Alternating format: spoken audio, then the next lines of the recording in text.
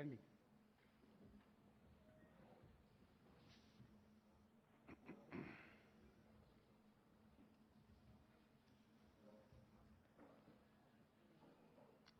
బాగుందా? మీ ఫుల్ పని.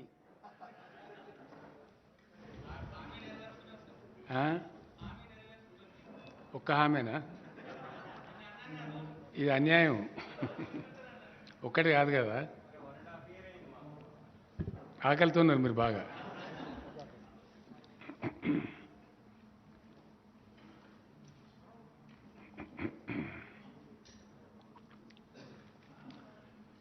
చెప్పేసుకుందాం కదా.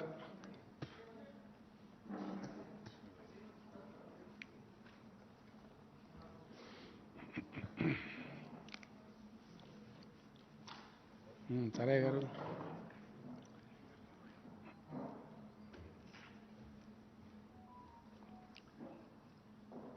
నిన్నటి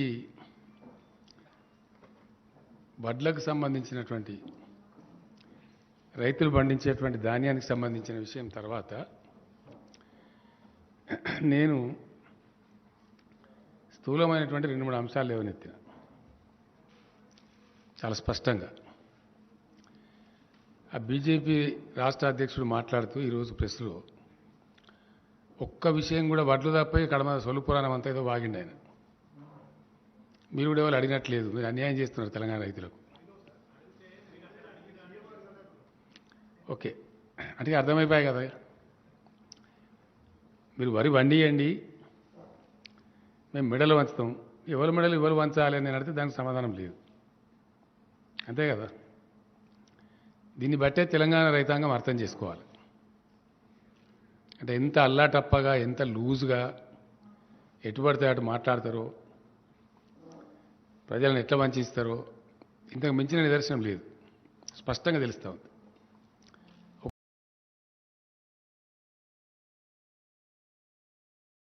రకంగా మసిబూసి మారేడుగా చేసే ప్రయత్నం జరుగుతుంది తప్ప ఒక స్పష్టత లేదు, సమాధానం లేదు. ఈ దేశంలో అందరికీ తెలిసిన విషయం. ఇప్పుడు ఏమైపోయింది, గట్టిగా నిలదీస్తే దేశద్రోహి.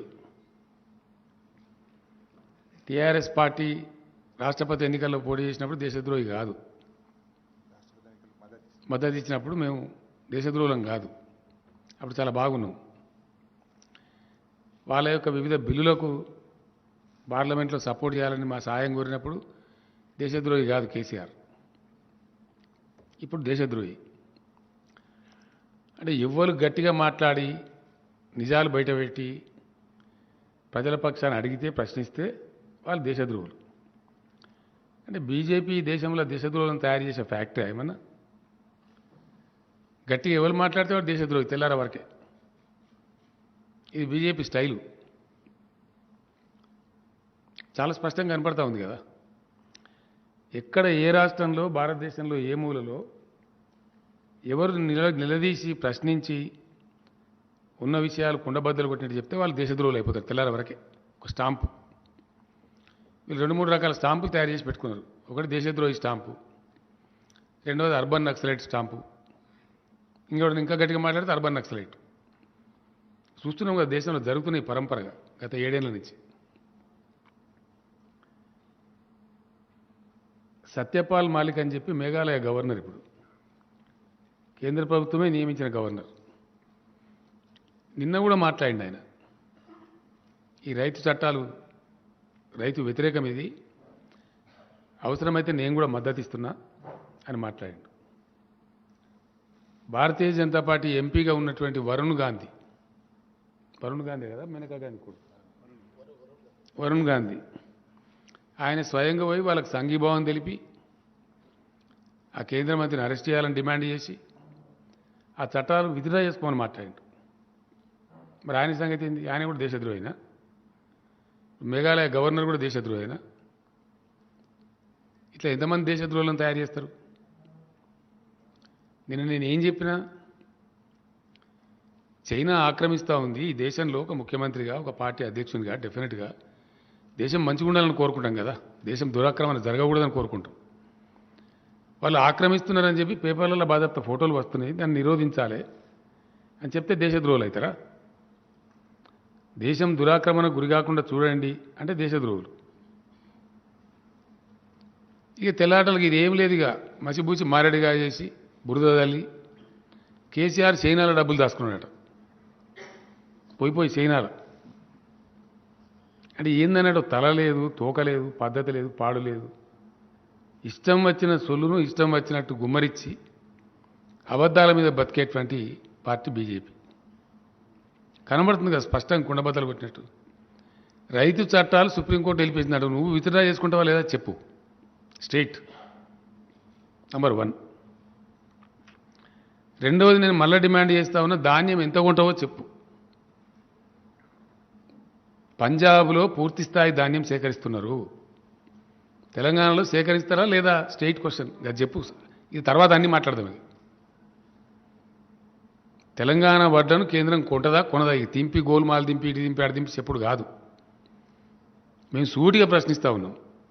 ఈ దేశంలో ఒక రాష్ట్రానికి ముఖ్యమంత్రిగా ప్రాతినిధ్యం వహించే వ్యక్తిగా, ఒక ప్రాంతీయ పార్టీ అధ్యక్షునిగా నేను సీదా అడుగుతున్నా.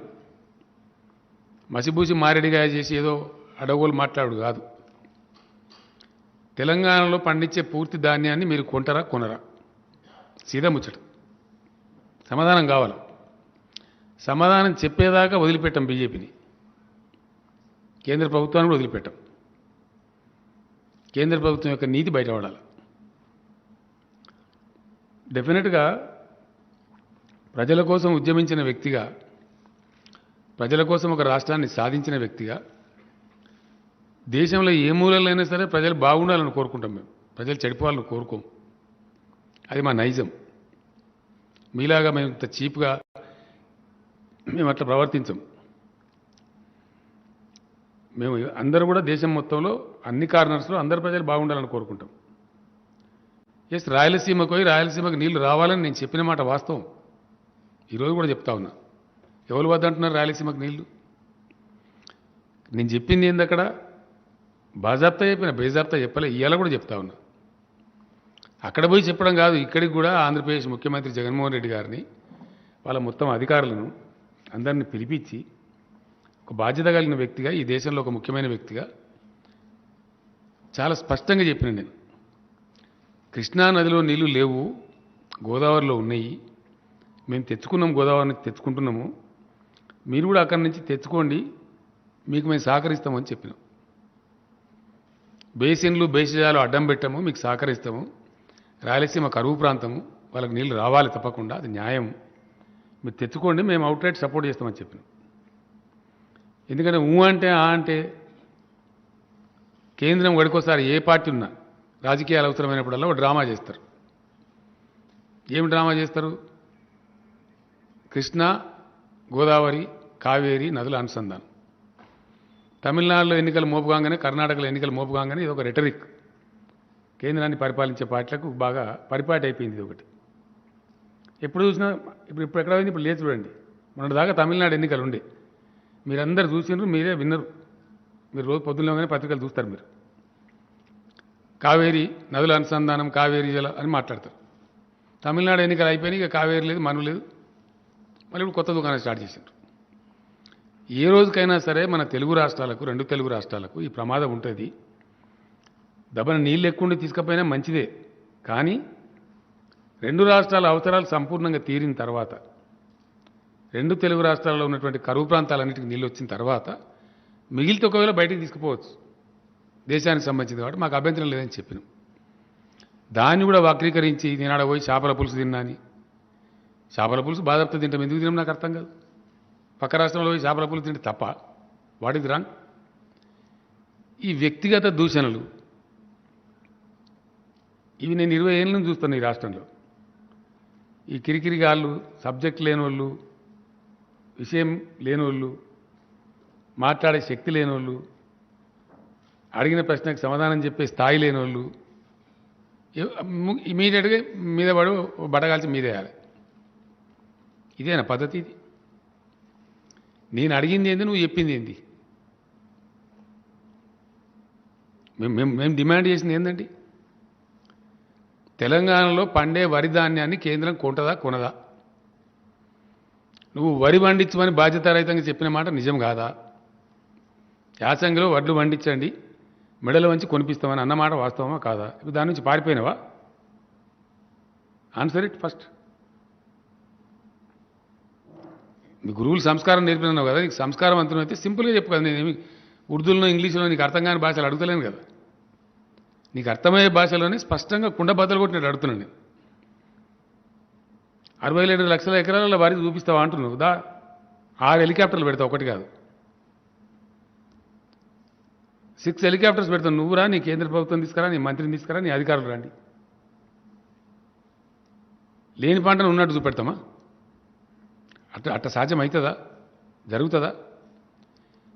62 లక్షల ఎకరాల్లో ఇప్పుడు వరి వస్తున్నదా బాబు అని చెప్తే అది లేదు అని బుకాయిస్తున్నావు అంటే దాన్ని ఏమని అర్థం చేసుకోవాలా? మీరు మోసగాళ్ళు, మీరు కొనరు, నేపాల్ చెప్తారు, తప్పించుకోవడానికి మార్గాలు వెతుకుతారని అర్థం చేసుకోవాల్సింది తప్ప ఓ మాట చెప్పచ్చు కదా, ఎంత పండితే అంత కొంటామని. ఎందుకు చెప్తలేరు? చక్కగా చెప్పచ్చు కదా. ఇప్పుడు వచ్చేది కాక ఇంకా యాసంగిలో కూడా పంట ఏమన్నా మొగోనివి కదా నువ్వు. మరి ఎక్కడవా? ఒకటే దెబ్బకు తెల్లారి వరకు పోయిందా? వచ్చినా ఢిల్లీకి వెళ్ళి నీకు ఢిల్లీకి వెళ్ళి మంత్రులు ఫోన్ చేసి నువ్వు ఎట్లా మాట్లాడినావు, నువ్వు పిచ్చోనివి, మమ్మల్ని కన్సల్ట్ చేయకుండా మాట్లాడినావని చెప్పి యాడ్ నుంచి వచ్చినాయి. మాకు తెలుసు. రాగానే మాట మార్చి అది పక్కకు, వడ్లన్నీ పక్కకు పోయినాయి. ఇక వడ్ల ముచ్చటే పక్కకు పోయింది. బీజేపీలో మహాపండితులు ఉంటారు కదా, వాళ్ళు నాకు ఏం చెప్పినాడు, నువ్వు వడ్లు తప్ప ఇంకా అన్ని మాట్లాడు, కేసీఆర్కు స్టాంప్ వేసాయి దేశద్రోహిని. తెలంగాణ ఉద్యమంలో నువ్వు ఎక్కడ నువ్వు కేసీఆర్ అంటాడు ఆయన. అసలు నువ్వెక్కడ నువ్వు నాకు అర్థం కాదు. నువ్వెక్కడ కనబడ్డావు తెలంగాణ ఉద్యమంలో? తెలంగాణ కోసం బిల్లు పెట్టినప్పుడు నువ్వు ఓటేయలేదు అంటాడు. ఇంతకన్నా మూర్ఖత్వం ఇంకేమైనా ఉంటుందా? ఎక్కడ తెలంగాణ, ఏం కథ? ఇప్పుడు మోబాయి నువ్వు నిన్నయాల తెలంగాణ ఉద్యమం చేసినా నీ ఊసెక్కడిది, నీ అడ్రస్ ఎక్కడిది, అసలు నువ్వు ఇవ్వని తెలిసి రాష్ట్రంలో గుడ్డు ఎక్కడిది? గుడ్డు కూడా లేదు, గుడ్డచ్చి పిల్లలు ఎక్కించి దాని సామెత కలవది. అసలు నీ పత్తనం లేదు కదా, నువ్వు ఎవరో తెలియదు, ఈ దేశానికి తెలియదు, ఈ రాష్ట్రానికి తెలియదు. నిన్నేళ్ళ వచ్చి నేను ఏదో చెంగడ బింగడ దుంకుతా అంటే నడవదు. నేను అందుకే నిన్న మీకు కూడా చెప్పిన కదా, నేనే మాట్లాడతా డైరెక్ట్. ఇప్పుడు మధ్యలో ఇంకా పిలిపరేది లేకుండా వీళ్ళ కథ తేల్చేదాకా నేనే డైరెక్ట్గా మాట్లాడతా ప్రతిరోజు. వదిలిపెడతాం అనుకుంటాను, వదిలిపెట్టాను, క్వశ్చనే లేదు. ఎవ్రీడే ఉంటుంది కేసీఆర్ ప్రెస్ కాన్ఫరెన్స్, అడుగు అడుగున ఉంటుంది. ఎస్, ఈ రాష్ట్రం మీద పడి తోడేళ్ల మంద మీద పడేట్టు పడి ఆగం దింపుతామంటే, గ్యారెంటీ చేస్తామంటే నడవని ఇయ్యం. ఎట్లా నడవనిస్తామండి? మేము కాపలాదారులం. తెలంగాణకు నువ్వు ఏం చేసినావో చెప్పుంటాడు ఈ మగోడు. సామెత ఉన్న తెలంగాణలో, తెలంగాణలో హనుమంతుని గుడి లేని ఊరు లేదు, టీఆర్ఎస్ ప్రభుత్వ సంక్షేమ కార్యక్రమం అందని ఇల్లు లేదు అని. ఎస్, ఏదో సంక్షేమ కార్యక్రమం ప్రతి ఇంటికి చేరుతూ ఉంది. అది బియ్యం కావచ్చు, పెన్షన్ కావచ్చు, కేసీఆర్ కిట్ కావచ్చు, కళ్యాణ లక్ష్మి కావచ్చు, రైతు బంధు కావచ్చు, రైతు బీమా కావచ్చు, ఉచిత కరెంటు కావచ్చు, మిషన్ భగీరథ మంచినీళ్ళు కావచ్చు. నీ ఇంటికి కూడా వస్తున్నాయి కదా మిషన్ భగీరథ మంచినీళ్ళు.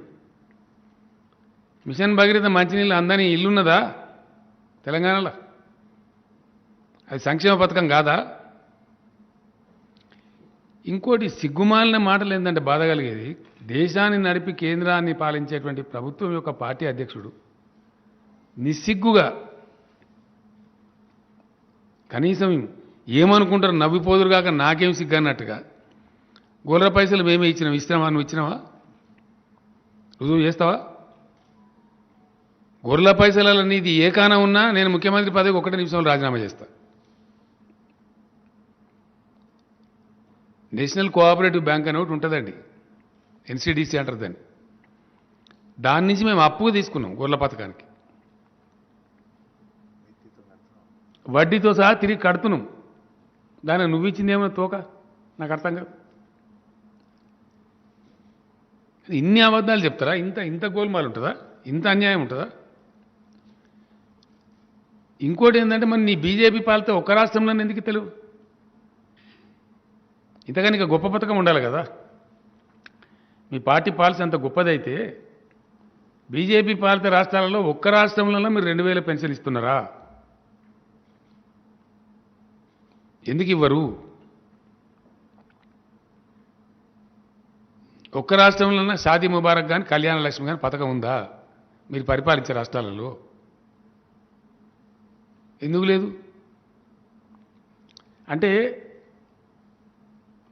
మేము పనులు చేయము, పెట్రోల్ ధర పెంచిన ఎందుకు పెంచినంటే తక్కువ కావాలంటే ఆఫ్ఘనిస్తాన్ పోండి, పాకిస్తాన్ పోండి, ఇదే భాష. పెట్రోల్ ధరలు ఎందుకు పెంచుతారా అని చెప్పి ప్రజలు ఇంకోలో అడిగితే తగ్గాలంటే వాళ్ళు మీరు అటు పోండి. ఇంకేం చెప్తారు? ఉచితాలు ఇచ్చి మీరు సోమరిపోతులను చేస్తున్నారు ప్రజలు. మేము సోమరిపోతులను చేస్తున్నామా? ఎక్కడ సోమరిపోతులు అయినా ఎవరిని సోమరిపోతులను చేసినాం మేము? అంటే పొంతన లేని ఒకటే లెక్క, ఇక రొడకొట్టుడు, బిత్తిరిగత్తర మాట్లాడు. మేము ఇవ్వలేమండి. 2 సార్లు బాజాప్తా ఎలక్షన్లో గెలిచి వచ్చినాం. ప్రజలు పెట్టింది మమ్మల్ని. We are ruling the state with the mandate of the people. ప్రజలు ఇచ్చిన అధికారంతో ఇక్కడ మేము పరిపాలన చేస్తున్నాం తప్ప మీలాగా మేము దొంగ లెక్కలు చేయలే కదా.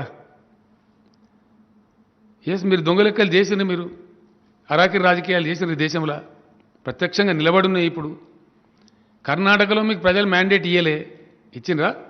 కూడగొట్టిన మీరు ప్రజా తీర్పును శిరసావహించలే. అరాకిరి చేసి గవర్నమెంట్ ఊలగొట్టి దొడ్డిదారిన ఇయ్యలే. మీ గవర్నమెంట్ నడుపుతున్నారు కర్ణాటకలో. నిజం కాదా? నిజమా అవద్దమా? మీకు తెలియదా? మధ్యప్రదేశ్లో మీరు గెలవలే, దొడ్డిదారిన ఇయ్యాలి బీజేపీ గవర్నమెంట్ నడుస్తుంది అక్కడ. మీకు ప్రజలు తీర్పు ఇవ్వకున్నా, ప్రజలు ఇతర పార్టీలకు తీర్పు ఇచ్చినా దానిలో అరాకిరి చేసి దానిలో సొరబడి అప్రజాస్వామికంగా అక్కడ ప్రభుత్వాలను కూలదూసి ప్రభుత్వాలు నడిపే పార్టీ ఏదండి దేశంలో? ఇలా ఎవరు? మీ కర్ణాటకలో మ్యాండేట్ రాలే కానీ మీ గవర్నమెంట్ ఉన్నది. దీన్ని సమాధానం ఏంది? మధ్యప్రదేశ్లో నీకు మ్యాండేట్ రాలే కానీ నీ గవర్నమెంట్ నడుపుతున్నావు. ఎట్లా నడుపుతున్నావు? డెమోక్రాటిక్ కాదా? వీటిని ప్రశ్నిస్తే, వీటి మీద మాట్లాడితే తప్ప? ఇది నిజం కాదా? మేము బాధ్యత ప్రజల తీర్పుతో గెలిచినాం. మేము గెలిచినాన్ని ఇక్కడ 107 సీట్లలో నీ డిపాజిట్ పోయింది. ఎస్, 107 స్థానాలలో నీ పార్టీ డిపాజిట్ పోయింది ఈ రాష్ట్రంలో. నిన్నగాక మనం నాగార్జున సార్లు డిపాజిట్ పోయింది కదా. మరి దాని మీద ఏంది నీ కథ? అంటే చాలా భయంకరంగా మీకు లొంగి ఉండి మీకు ఇబ్బందులు కలిగించకపోతే మీరు చెప్పింది వింటే వాళ్ళు మంచోళ్ళు, వాళ్ళు దేశభక్తులు. మీకు వ్యతిరేకం మాట్లాడితే, మీరు చేసే తప్పులను ఎత్తి చూపితే, మీరు చేపట్టిన ప్రజా వ్యతిరేక విధానాలను విమర్శిస్తే వాళ్ళు దేశద్రోహులు. తెల్లారి వరకు కేసీఆర్ దేశద్రోహి అయిపోయాయి. ఇంకో స్టైల్ ఉంటుంది బీజేపీది. తెల్లాడాలకు దేశద్రోహిని చంపేయాలి, వారం 10 రోజుల వరకు ఇన్కమ్ ట్యాక్స్ రైళ్లు మొదలుపెట్టాలి. ఈడీతో రైళ్లు చేయించడం, ఇన్కమ్ ట్యాక్స్ రైళ్లు చేయించడం, ఇదే కదా మీ స్టైల్ దేశంలో. ఎవరు మాట్లాడితే వాళ్ళ మీద అన్యాయంగా కేసులు పెట్టడం. ఇక్కడ పిట్ట బెదిరింపులకు భయపడే వాళ్ళు ఎవరు లేరు. మిస్టర్ బండి సంజయ్, ఒళ్ళు దగ్గర పెట్టుకో, జాగ్రత్త. నా హద్దులు నాకు బాగా తెలుసు. మా హద్దులు మాకు తెలివయా? నేను హద్దు మీద అది మాట్లాడము, అది చెప్పేది లేదు. అవన్నీ వేడి చేసి నువ్వు ఫామ్ హౌస్లో అన్నావా ఇదా? అది నా నియోజకవర్గం, నా వ్యవసాయ క్షేత్రం. ఇప్పటికి 10 సార్లు చెప్పిన నేను. రెండవది ఇంకోటి, ఎక్స్పైర్ అయిన మెడిసిన్ లాగా నువ్వు దళిత ముఖ్యమంత్రిని చేస్తా అని చెప్పి చేయలేదు కదా. నేను వాస్తవం కదా, అది చేయలేదు. దాని తర్వాత ఎన్నికలకు పోయినాం, మళ్ళీ గెలిచినాం కదా మేము. నేను చేస్తా అని చెప్పి దాని కారణాలని చేయలే. దాని కారణాలు దానికి ఉన్నాయి. షబ్బీర్ చెప్పిండు, మేమే చేయనీయలే కేసీఆర్ని. నేను చెప్పుడు కాదు. అనేక కారణాంతరాలలో నేను చేయలే, ఆ మాట వాస్తవం. దాని తర్వాత మళ్ళీ ప్రజలు దాన్ని ఆమోదించారు నా నిర్ణయాన్ని.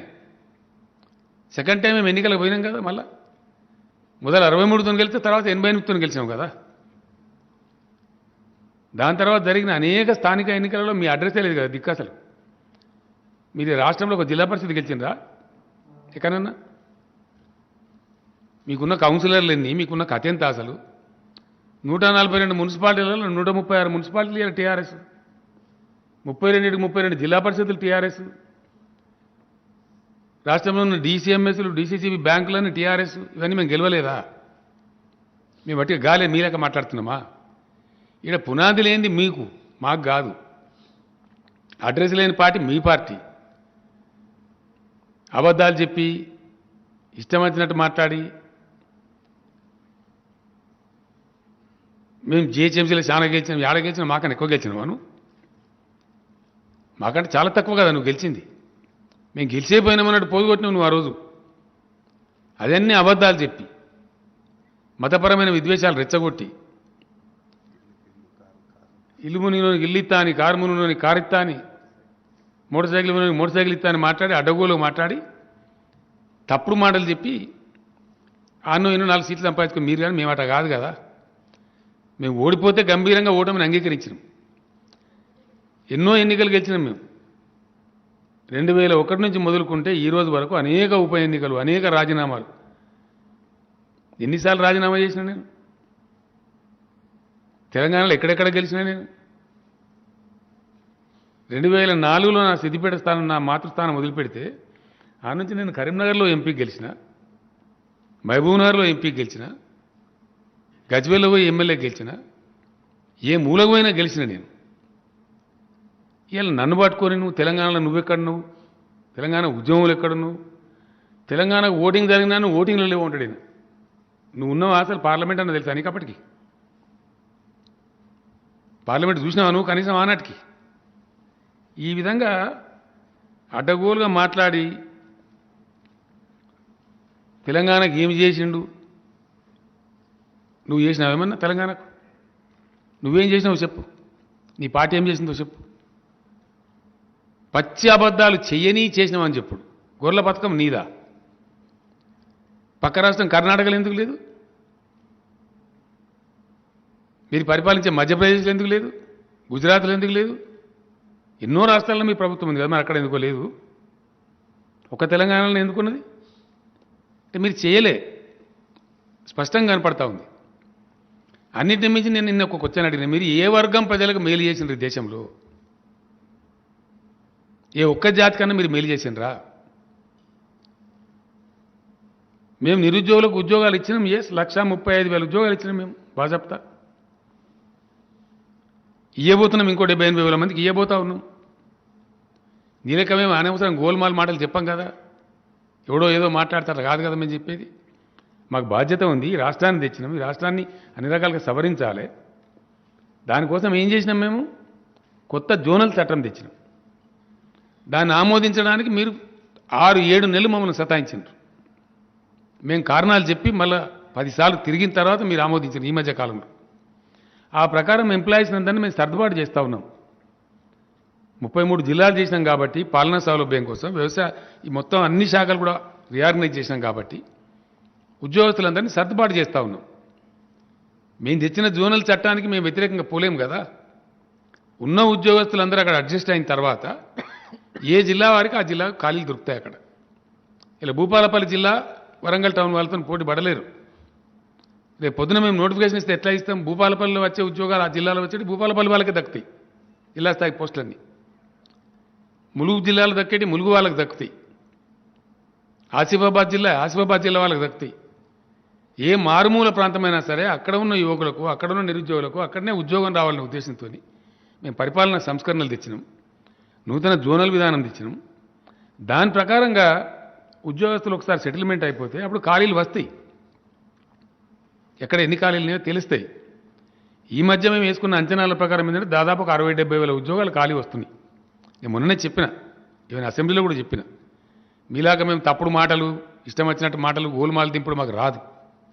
మేము ఉన్నట్టు మాట్లాడతాం, కుండ బద్దలు కొట్టినట్టు మాట్లాడతాం, చేయగలిగిందే చెప్తాం. అది అవి లేవు, అవి మొత్తమే లేవు. 2 కోట్లు లేవు, 1 కోట్లు లేదు. ఉన్నాయే ఊడగొట్టిండ్రు. ఏడాదికి 2 కోట్ల ఉద్యోగాలు ఇస్తామని చెప్పిన కేంద్ర ప్రభుత్వం ఉన్న ఉద్యోగాలకు సంవత్సరానికి 1 కోటి ఉద్యోగాలు చొప్పున ఊడగొట్టిన మొత్తం ఘోషిస్తూ ఉన్నది ప్రపంచం అంతా. అన్ఎంప్లాయ్మెంట్ రేటు దేశంలో ఎంత ఉన్నది, తెలంగాణలో ఎంత ఉన్నది? అన్ఎంప్లాయ్మెంట్ చాలా తక్కువ ఉన్న రాష్ట్రం తెలంగాణ అని చెప్పి అన్ని స్టడీ సంస్థలన్నీ చెప్తా ఉన్నాయి. మీరు అబద్ధాలు మాట్లాడతారు, మీరు మసిబూసి మారేడుగా చేస్తారు, మందిని గోల్మాల్ చేస్తారు, వ్యక్తిగతమైన నిందారోపణలు చేస్తారు. మేము చేయం కదా పని, మేమట్లా చేస్తలేం కదా. అద్దులు మీరు నువ్వు మాట్లాడుతున్నావు. తెలంగాణ కేసీఆర్ ఏం చేసిండు? ఇది joke of the millennium, foolish question ఇది.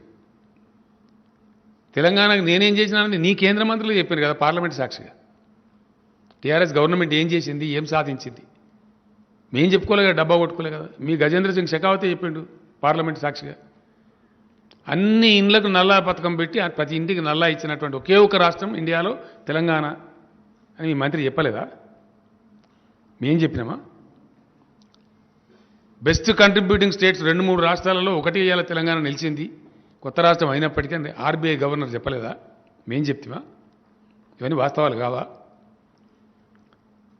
తెలంగాణ సాధించిన పురోగతి మీ బీజేపీ పరిపాలనలో ఉన్న ఒక్క రాష్ట్రం అని సాధించిందా? Straight question. దమ్ముంటే చెప్పు, ఏ రాష్ట్రం సాధించింది? ఎకానమిక్ గ్రోత్లో కానీ, ఉద్యోగ కల్పనలో కానీ, సంక్షేమ కల్పనలో కానీ, వ్యవసాయ ఉత్పత్తులు పెంచడంలో కానీ, లా అండ్ ఆర్డర్ మెయింటైన్ చేయడంలో కానీ అద్భుతంగా ఉంది కదా తెలంగాణ. దీన్ని చూసి పక్క వాళ్ళు ఈర్చేవాడే పరిస్థితిలో ఉంది కదా. ఇది వాస్తవం కదా. ఈ వాస్తవాలన్నీ పక్కకు పెట్టి ఇష్టం వచ్చినట్టు మాట్లాడతారు. ఎన్నిసార్లు మేము ఇసిరి కొట్టినాం రాజీనామాలకు మేము భయపడతామా? పదవులకు మేము భయపడతామా? ఒక విచిత్రమైన కథ జరిగిందండి, మీరందరూ సాక్ష్యమే దానికి. తెలంగాణ ఉద్యమం జరిగే క్రమంలో ఒక టైంలో కేంద్ర ప్రభుత్వం ఇచ్చినట్టు ప్రకటన చేసి మళ్ళా వెనకపోతే మొత్తం తెలంగాణ ఎమ్మెల్యేలు రాజీనామా చేద్దామని జేఏసీ ప్రతిపాదించింది. అప్పుడు మొత్తం టీఆర్ఎస్ ఎమ్మెల్యేలు 1 నిమిషం లోపల రాజీనామా చేసినాం. రాజీనామా చేస్తే 2 ఎమ్మెల్యేలు ఉండే అప్పుడు బీజేపీకి, 2-3 ఎండల లక్ష్మీనారాయణ గారు ఒక ఆయన, కిషన్ రెడ్డి గారని ఇంకొక ఆయన. ఆ లక్ష్మీనారాయణ గారు రాజీనామా చేసినట్టు, కిషన్ రెడ్డి ఏమో పారిపోయిండు. నాకు మర్చిపోయినా నేను ఈయన పారిపోయిన సంగతి. ఉద్యమం స్పీడ్లో నిజామాబాద్ ఉప ఎన్నికకు పోయినాం. అప్పుడు డి శ్రీనివాస్ అక్కడ పోటీ చేస్తూ ఉంటే ఈ ఎండల లక్ష్మీనారాయణ బీజేపీ నుంచి గెలిపించడానికి, ఎందుకంటే ఉద్యమం పేరుతో రాజీనామా చేసిండు కాబట్టి నేను గెలిపించాలని నేనే పోయినా ప్రచారానికి. పోయి నేను మాట్లాడుతున్నా చాలా ఆవేశంలో, తెలంగాణ ఉద్యమం స్టైల్లో అప్పుడు మాట్లాడుతున్నాను. మాట్లాడుకుంటూ నేను ఒక మాట అన్నా, జేఏసీ పిలిపించి మొత్తం రాజీనామా చేయాలని కోరితే కొందరు దద్దమ్మలు పారిపోయినరు అనుకోకుండా కిషన్ రెడ్డి నా పక్కకున్నాడు జీబులో. కిందికి వెళ్ళి 2-3 పిల్లలు అంటారు, ఒక దద్దమ్మ నీ పక్కకే ఉన్నది సార్. మేము ఆ దద్దమ్మలం. పదవులను ఇట్లా కాగితాలు, చిత్తు కాగితాలలాగా ఇచ్చినాం, ఇసురు కొట్టినాం. రాజీనామాలు ఎన్నిసార్లు చేసినాం, పుంఖాలు. ఒక్క రాజీనామా కాదు, అనేక రాజీనామాలు శరపరంపర. ఉద్యమంలో రంబ్లింగ్స్ క్రియేట్ చేయడానికి ప్రజాస్వామ్య పందాలు, పోరాట పందాలు, హింసకు తావివ్వకుండా, విధ్వంసాలకు పాల్పడకుండా ఒక మంచి పద్ధతిలో ప్రపంచ ఉద్యమాలకే ఒక పాఠం నేర్పినటువంటి, గుణపాఠం నేర్పినటువంటి గొప్ప ఉద్యమ చరిత్ర తెలంగాణ ఉద్యమానికి ఉన్నది.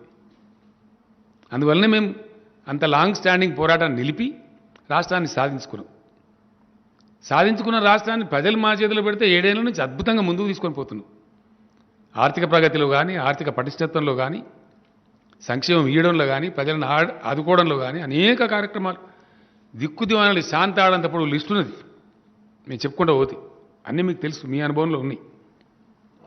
ఎక్కడ లేదండి ఇండియా మొత్తంలో కరోనా వస్తే ప్రైవేటు పాఠశాలల సిబ్బందిని కూడా ఆదుకున్న ఒకే ఒక్క రాష్ట్రం తెలంగాణ. మీరు ఎక్కడన్నా ఆదుకున్నారా ఈ మొత్తం కంట్రీలా?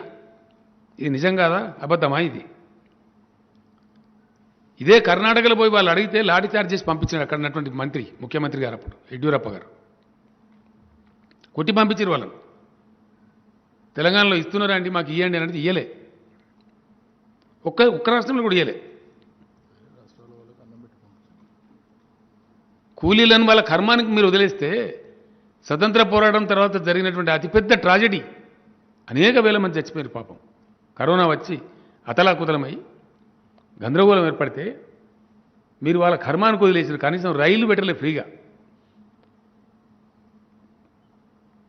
మేము దగ్గర 160 స్పెషల్ ట్రైన్స్ ఏర్పాటు చేసి వాళ్ళ కిరాయిలు మేము భరించి, మీరు మా వికాస ప్రతినిధులు మా అభివృద్ధి భాగస్వాములని వాళ్ళని కడుపులో పెట్టుకొని వాళ్ళకి అన్నం పెట్టి వాళ్ళకి మంచినీళ్ళ బాటలు ఇచ్చి 500 రూట్లు జేబులో పెట్టి రైలు ఎక్కించి పంపించిన మా డీజీపీ మా చీఫ్ సెక్రటరీ పోయి రైల్వే స్టేషన్లలో మీరు మళ్ళీ రావాలి తెలంగాణకు మళ్ళీ పనిచేయాలి కరోనా అయిపోయాక అని వాళ్ళని గౌరవించి పంపించింది మేము.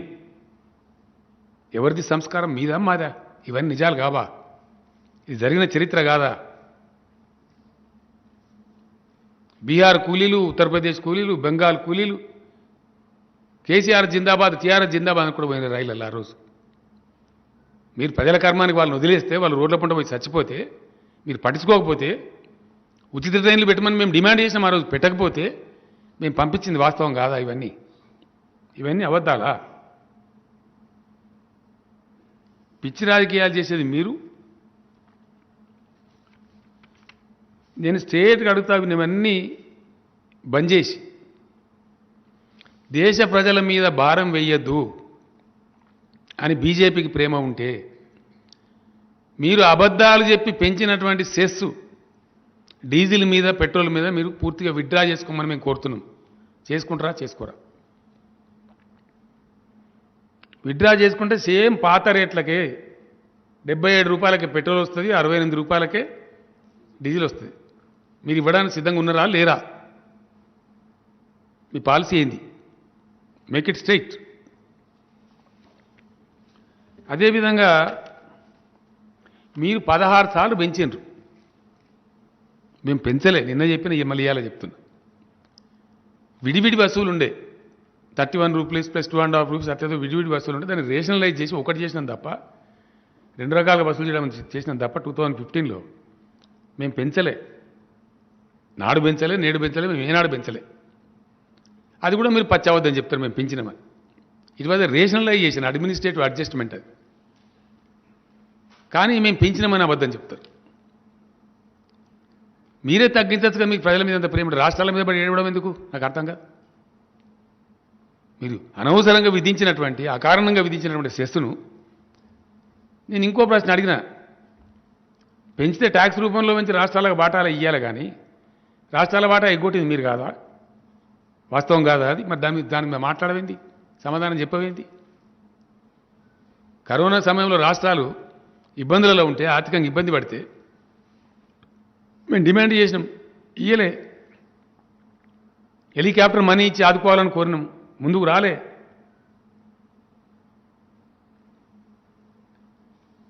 అట్లా ఎవ్వరికి కూడా, ఏ రాష్ట్రానికి కూడా ఏ సాయం చేయకుండా కేవలం రాజకీయాల కోసం మాత్రమే మీ ఇష్టం వచ్చిన పద్ధతిలో మీరు వాడుకుంటూ, ఒక మెడికల్ కాలేజ్ తేలేదు మీరు అని అడిగిన నేను. దాని మీద మాట్లాడవేంది?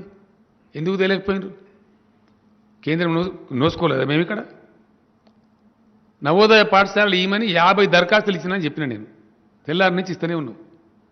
కొత్త జిల్లాలు ఏర్పాటు చేసిన నెక్స్ట్ డే నుంచి ఇస్తూనే ఉన్నాం. వరుసవాటి రిమైండర్లు పంపుతూనే ఉన్నాం. మేము జాగాలు చూపించలేదని అబద్ధం మాట్లాడుతాం. ఇది నిజమా? మేము చూపించలేదా జాగాలు చూపించలేని స్థితిలో తెలంగాణ ఉందా? ఇప్పటికైనా నేను డిమాండ్ చేస్తూ ఉన్నా, మా ప్రాణం పోయే వరకు, కొస ఊపిరి వరకు తెలంగాణ కోసం, తెలంగాణ ప్రయోజనాల కోసం, తెలంగాణ రైతు ప్రయోజనాల కోసం కొట్లాడతాము. మీరు కాదు, మీ తాత జేజేఎం ఎవరినా వదిలిపెట్టము. మేము ఈ దేశానికి కంట్రిబ్యూటర్స్ము. ఈ దేశానికి అతిపెద్ద స్థాయిలో పన్నులు చెల్లించే రాష్ట్రాల్లో తెలంగాణ ఒకటి. ఈ దేశ ఖజానాలో మా వాటా ఉంది. దేశ ఖజానా నీ అయ్యే సొత్తు కాదు. ఎస్, మేము ప్రజలం కాదా? మేమని మాట్లాడుతున్నావు. నువ్వు నాకు అర్థం కాదు. ఇంకా తమాషా అండి, ఇంకా చాలా విచిత్రమైన సోషల్ మీడియాలో వీళ్ళు చేసే ప్రచారం. ఏదైనా మంచి పథకం మేము స్టార్ట్ చేసినామనుకో, కేసీఆర్ ఇంట్లో కలిస్తాడా? మరి నువ్వు నీ ఇంట్లో కలిస్తానవా? మొండి వాదన, వితండ వాదన, తలాతూకలేని వాదన, వ్యక్తిగత నిందలు, వ్యక్తిగత ఆరోపణలు, కక్ష సాధింపు చర్యలు, మీకు సహకరించకపోతే అడ్డగోలుగా ఇష్టం వచ్చిన దాడులు, ఈడీతో దాడులు, ఐటీతో దాడులు. దొంగలు భయపడతారు మీకు, మేమెందుకు భయపడతాం? నాకు అర్థం కాదు. నేను ఊకున్న రోజులు, నేను మన్నించిన రోజులు, నేను మాట్లాడిన రోజులు, నీ ఇష్టం వచ్చిన సొలుపురానం మాట్లాడాను. ఒక 50 సార్లు మాట్లాడిన నీ దిక్కుమాలిన పాదయాత్రల కేసీఆర్ నీ ఫామ్ హౌస్కి వచ్చి దున్నుతా. ఏం దున్నుతా? ట్రాక్టర్ డ్రైవరు నువ్వు? నన్ను మా ఫామ్లో వర్కర్ అడిగిండు, ఏనిసారి నువ్వు మన ఫామ్ దుంతాంటే పోతాక ట్రాక్టర్ డ్రైవర్ పనికిట కావాలైనా కానీ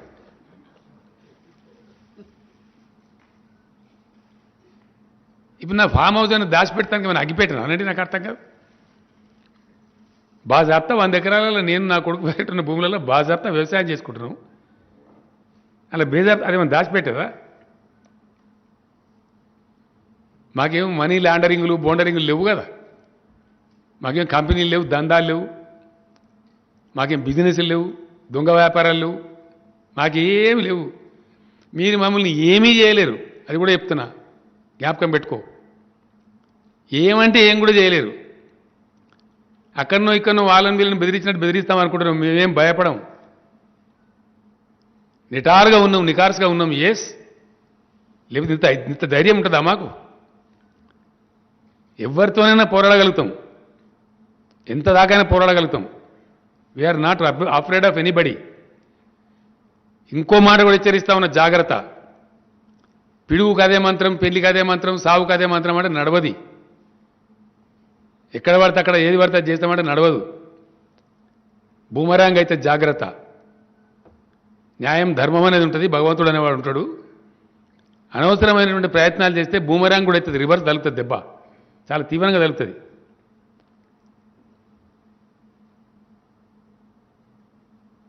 నేను పోయి సూట్ కేజీలు ఇచ్చినాను, సూట్ కేజీలు ఇచ్చేది మీరు. ఇలా దేశంలో అతి ఎక్కువ డబ్బులు ఖర్చు పెట్టే పార్టీ ఏదండి ఎలక్షన్లలో? అతి ఎక్కువ డబ్బులు ఖర్చు పెట్టే పార్టీ ఏది ఈ దేశంలో? పిచ్చోని అడిగినా చెప్తారు. ఇప్పుడు అరాకిరి చేసేది మీరు, అప్రజాస్వామిక వ్యవహారం చేసేది మీరు. మీకు మ్యాండేట్ రాకపోయినా సరే దిక్కుమాలిన దందా చేసి ఆడ ప్రభుత్వాలు పడగొట్టి ప్రభుత్వాలను తీసుకునేది మీరు. నేను 2014లో ఇంకో దిక్కుమాలిన వాదన, పనికి మాలిన వాదన, పసలేని వాదన, పూర్తి అసంబద్ధమైన వాదన. ఎంత దరిద్రంగా ఉంటుందంటే 2014లో చాలా స్పష్టంగా మేము మా రాష్ట్ర ఎగ్జిక్యూటివ్ కూర్చొని నిర్ణయం తీసుకున్నాం. ఒంటరిగానే నేరుగా ఎన్నికలు పోటీ చేయాలి, తెలంగాణ ప్రయోజనాలు కాపాడాలి నిర్ణయం తీసుకున్నాం. మేము ఎలక్షన్ పోతున్నాం.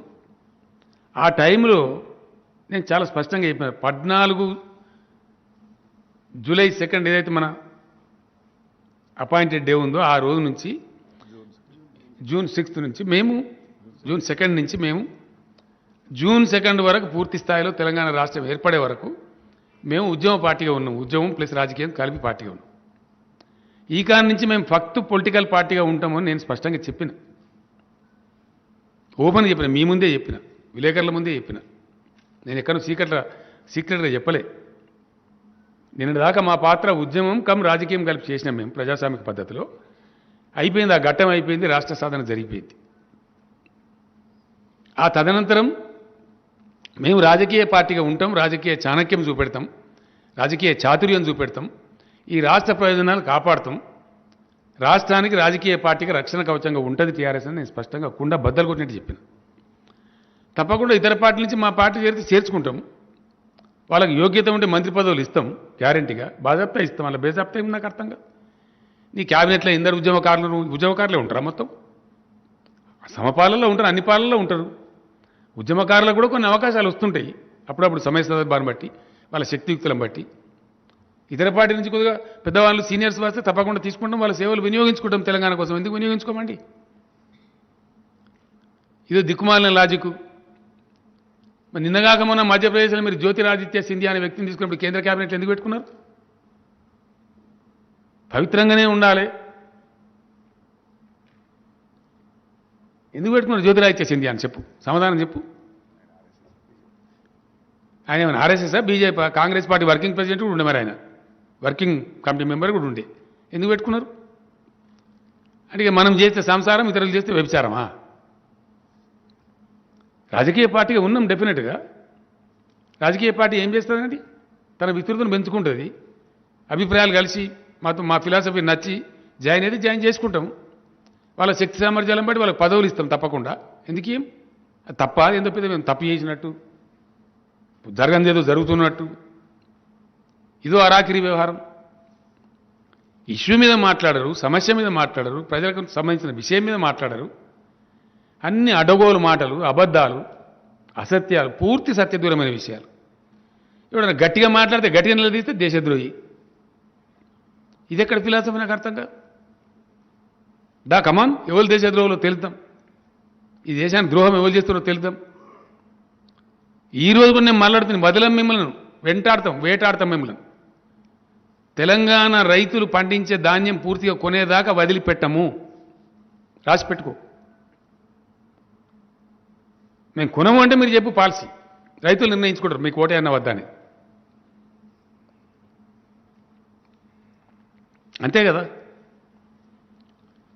తెలంగాణ ప్రజలు కేసీఆర్ నమ్ముతారు. నేను నమ్మినా మరి నిన్నే పాట నమ్మిరి. నేను నమ్మితేనే నేను 150 డిపాజిట్లు పోయినాయా? తెలంగాణ అసెంబ్లీ ఎన్నికలు జరిగినప్పుడు 2018లో 107 స్థానాలలో నీ డిపాజిట్ పోయింది. మేము 88 స్థానాలు గెలిచినాం. నిన్ను నమ్మలేదా, నన్ను నమ్మలేదా ప్రజలు? ఎవరిని నమ్మలేదు? నీ కథ నువ్వు చెప్పుకుంటున్నావు. నువ్వు చెప్పుకోవడంలో నీ సిగ్గుపోతా ఉంది అక్కడ వాస్తవంగా చెప్పానంటే. నువ్వు నాతో మళ్ళీ చెప్పిస్తున్నావు. కాబట్టి ఈ అడ్డగోలు మాటలతో వ్యవహారం చేస్తామంటే కేసీఆర్ భయపడడు. తెలంగాణ కోసం జరిగిన ఉద్యమంలో ఎంతోమంది ఎన్నో మాట్లాడారు. ఎన్నో మాట్లాడు, వాళ్ళు ఇష్టం వచ్చినట్టు మాట్లాడారు. నీ ముక్కు బాగాలేదు అనకూడు, నీ ముడి బాగాలేదు అనకూడు, గీదా మాట్లాడేది పద్ధతి. నువ్వు మందు తాగుతావు, నీకు తెలుసా? నువ్వు వచ్చి పోసినావా నాకు మందు? ఇప్పుడు నచ్చిన మందు కలిపినవాను మాట్లాడచ్చు అట్లా? నీ సంస్కారం, నీ గురువులు నీకు ఈ సంస్కారం నేర్పినరా? ఇదేనా నీ సంస్కారం? ఇదే మాట్లాడేది నాకు అర్థం కాదు. అందుకే కదా నీ మెడలు ఇరుకొడతాను. నేను ఎందుకన్నా నేను నీ ఫామ్ హౌస్కి వచ్చి దున్నుతా అయ్యింది? నేనేమైనా దొంగ పని చేసినా? దాన్ని నా ఫామ్ హౌస్గా అడుగుపెట్టి 6 ముక్కలైతే నాకు ఒక అనుకుంటున్నామేమో. ఈ దేశంలో ఉండేటువంటి భూ సంస్కరణల ప్రకారం, చట్టాల ప్రకారం బాజాప్తా నాకు ఫామ్ ఉంది. నాకు వ్యవసాయదారుడు, నేను పుట్టిందే వ్యవసాయంలో. It's right royal farm house నాకు బాజాప్తా. నీలాకేం నేను గెస్ట్ హౌస్ కాదు, ఆడ నాకున్నది. అది వ్యవసాయ క్షేత్రం. అది ఫార్మర్ హౌస్, ఫామ్ హౌస్ కాదు అని లంగా మాటలు మాట్లాడతారు. ఫామ్ హౌస్ 1000 ఎకరాలు పోయింది నాది. ఈ రాష్ట్రం కోసం కట్టిన ప్రాజెక్టులలో మా అత్తగారులది పోయింది, మాది పోయింది. మా ఊళ్ళే మునిగిపోయినాయి. అప్పర్ మానేర్ ప్యాకెట్లు కావచ్చు, నిన్న మిడ్ మానేర్ ప్యాకెట్లు కావచ్చు. ఊళ్ళే మునిగిపోయినాయి. మాకు వారసత్వంలో వచ్చిన భూములు మునిగిపోతే మాకు అవకాశం ఉన్న కాడ కొనుక్కొని బాజాప్తా వ్యవసాయం చేసుకుంటున్నాము. మీరందరూ కూడా వచ్చినారు. నేను మిమ్మల్ని అందరినీ భోజనం పెట్టిన అక్కడ. నా ఫామ్ హౌస్ మీరు చూసిన విలేకరులందరూ నేను దాచిపెట్టుకున్నాను. అది మీరందరూ వచ్చి నా ఫామ్లో కూరగాయలు తీసుకున్నారు ఆ రోజు. నేను ఆహ్వానించి మిమ్మల్ని లంచ్కి రమ్మని చెప్పి. నిజం కాదా? ఇది వాస్తవం కాదా? మీరు కూడా దయచేసి నేను ఏమంటే మరి ఎవరు ఏది చెప్తే అది రాసుడు కాదు.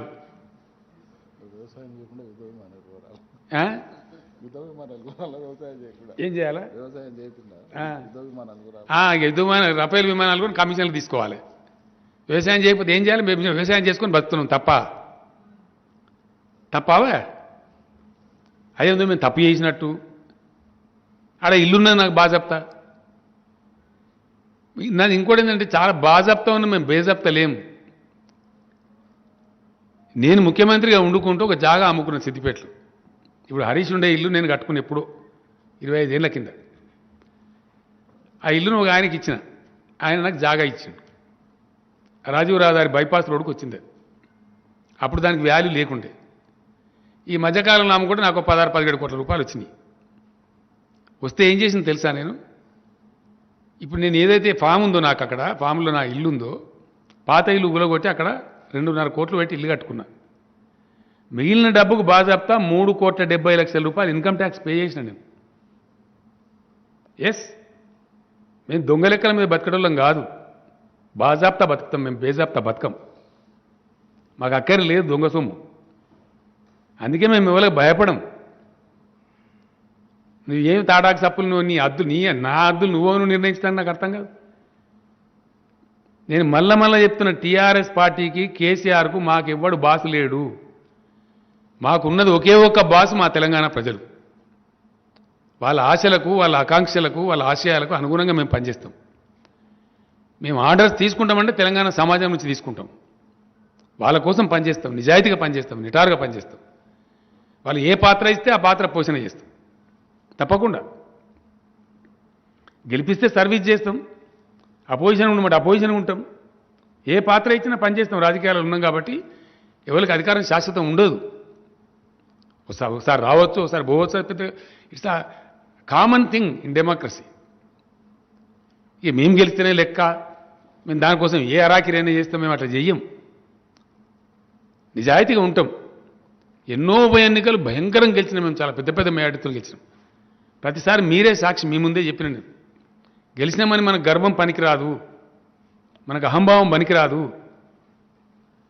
గెలుస్తూ ఉంటాం, ఓడుతూ ఉంటాం, దాన్ని లెక్క పెట్టవద్దు. ఒక విజయానికి పొంగిపోయి బీరాలు పలకడమో లేదా ఒక అపజయం ఎదురైతే దానికి కుంగిపోవడమో చేయకూడదు. రాజకీయాల్లో పొలిటికల్ ప్రాసెస్ నడుస్తూ ఉంటుంది. We lose, sometimes we gain. అంత మాత్రం చేత అహంకారాలు పనికిరావని చెప్పిన మా పార్టీ క్యాడర్ మీద ఎప్పుడు మేము అట్లా అహంకారానికి పోలే.